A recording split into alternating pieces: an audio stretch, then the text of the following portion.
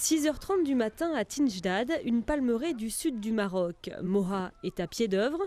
Son métier, coupeur de dattes et pollinisateur. Au printemps, il monte déposer le pollen sur les fleurs des palmiers femelles. En octobre, il grimpe pour récolter les fruits. La corde n'assure pas sa sécurité, mais celle des régimes de dattes. Un travail risqué et dont la rémunération varie d'une année à l'autre.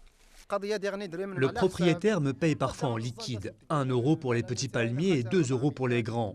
Mais généralement, il me paye avec des dattes. Autrefois, la règle était de donner 1/5 de la récolte. Maintenant, c'est 1/3 et bientôt, ce sera peut-être la moitié. Les prix grimpent car les bras et les compétences manquent. Au cours du XXe siècle, la maladie du bayoud, un champignon qui se transmet par les racines de l'arbre, ainsi que les sécheresses successives, ont décimé les 2/3 des palmeraies marocaines. La production de dattes a chuté et la plupart des jeunes ont quitté les oasis. Les jeunes partent parce qu'ils ne trouvent plus de quoi vivre ici, mais ceux qui restent doivent s'occuper des palmiers. C'est notre culture. D'autant plus qu'ici, nous n'avons que ça. Les palmiers sont la base même de l'oasis. Sans eux, il n'y a rien. Nous devons revaloriser cette culture.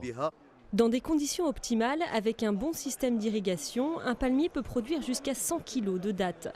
Les prix mondiaux étant à la hausse depuis une dizaine d'années, elles sont vendues entre 5 et 10 euros le kilo pour les meilleures variétés. Le Maroc souhaite donc développer la filière et la moderniser. Pour la première année, un salon international des dattes a même été organisé. 3 millions de plants vont être plantés pendant 10 ans, de 2010 à 2020. Il va y avoir une partie qui va être en renforcement de la palmeraie traditionnelle et une partie va être des extensions. Et ces 3 millions de plants vont nous permettre de doubler la production. L'enjeu est de taille, car au-delà de la production de dattes, il s'agit de sauver les oasis en évitant que les gens migrent vers les villes. Les palmeraies abritent environ 1,6 million d'habitants et constituent les derniers remparts contre l'avancée du désert.